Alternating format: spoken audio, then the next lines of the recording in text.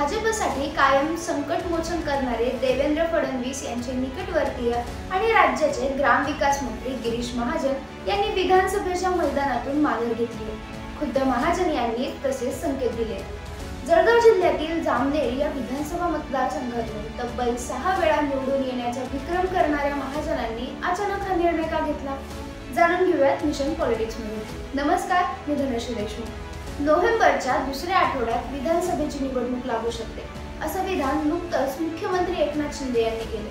म्हणजेच ऑक्टोबरच्या पहिल्या किंवा दुसऱ्या आठवड्यात आचारसंहिता लागेल. याच पार्श्वभूमीवर महिनाभर आधीपासूनच सर्वच राजकीय पक्षांनी त्याची तयारी सुरू केली. सत्ताधारी महायुतीत भाजप, शिंदेसेना व अजित पवार गटामध्ये जागा वाटपात प्रचंड रस्सीखेच होत आहे. त्यातच लोकसभा निवडणुकीत मोठा फटका बसल्यामुळे आता निवडून येण्याची शक्यता असलेल्या उमेदवाराला तिकीट हा निकष ठेवण्यात आला आहे. याच निकषावर पक्षांचे जागा वाटपही होणार आहे. भाजपनं 2019च्या निवडणुकीत 105 जागा जिंकल्या होत्या. त्यापैकी 80 ते 85 जागा यावेळीही निवडून येतील, असा पक्षाचा अंतर्गत सर्वे सांगतो. तर 20 ते 25 जागांवर पराभवाची धास्ती असल्यानं तिथं अधिक मेहनत करावी लागणार आहे. मात्र भाजपसाठी जे हमखास विजयाचे मतदारसंघ मानले जातात, त्यात जळगाव जिल्ह्यातील जामनेरचा समावेश आहे. गेल्या 6 निवडणुकांपासून म्हणजेच तब्बल 30 वर्षांपासून भाजपचे ज्येष्ठ नेते गिरीश महाजन इथले आमदार आहेत. जळगाव जिल्ह्यात भाजपचे 2 दिग्गज नेते होते. एक म्हणजे एकनाथ खडसे, दुसरे गिरीश महाजन. 2 वर्षांपूर्वी खडसे शरद पवार यांच्या राष्ट्रवादीत गेल्यानं या काळात महाजनांनी जळगावच्या भाजपवर एकहाती पकड निर्माण केली. इतकंच नव्हे तर युती सरकारला राज्यात जिथे कुठे अडचण निर्माण व्हायची तिथेच फडणवीसांचे दूत म्हणून महाजन तातडीनं धाव घ्यायचे व त्यावरती तोडगा काढायचे. म्हणूनच संकटमोचन म्हणून त्यांची नवीन ओळख निर्माण झाली होती. लोकसभेतील अपयशानंतर फडणवीस यांना केंद्रात मंत्रिपद घेण्याची चर्चा सुरू झाली. तेव्हा फडणवीसांचे वारसदार म्हणून उपमुख्यमंत्रीपदी गिरीश महाजन यांची वर्णी लागू शकते, अशी चर्चाही सुरू झाली होती. इतके ते फडणवीस व भाजप श्रेष्ठींच्या विश्वासातले आहे. मग अचानक महाजनांनी विधानसभा निवडणूक न लढवण्याचे संकेत का दिले असावे, जाणून घेऊया. जामनेर तालुक्यातील लिहातांडा गावात एका चिखलमय रस्त्यातून जाण्यासाठी महाजन यांना दुचाकीवरती प्रवास करावा लागला. गावातील ही व्यथा दाखवून देण्यासाठी महाजनांसमोर काही तरुणांनी हुल्लडबाजी केली. त्याचे व्हिडिओजही सर्वत्र व्हायरल झाले. महाजन यांच्या नेतृत्वाचे हे अपयश असल्याचं दाखवल्याचा हा प्रकार होता. या संदर्भात जेव्हा पत्रकारांनी नंतर विचारणा केली तेव्हा महाजन म्हणाले, विरोधक नको त्या गोष्टींचं भांडवल करतात. घोडा मैदान जवळ आहे. आतापर्यंत मला मतदारांनी 6 वेळा निवडून दिले.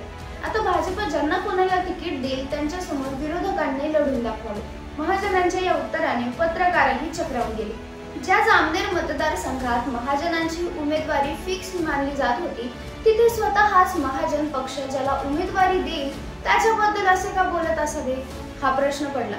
याचा अर्थ यंदा महाजन जामनेर मधून लढणार नाहीत का, असे तर्क वितर्क लावणे सुरू झाले. महाजन यांनी याबाबत मात्र खुलासा केला नाही. महाजन यांच्या या वक्तव्याचा राजकीय विश्लेषकांकडून काही अर्थ काढला जातो, तो जाणून घेऊया. महाजन यांनी जामनेर हा मतदारसंघ चांगल्या रीतीने बांधून ठेवलाय.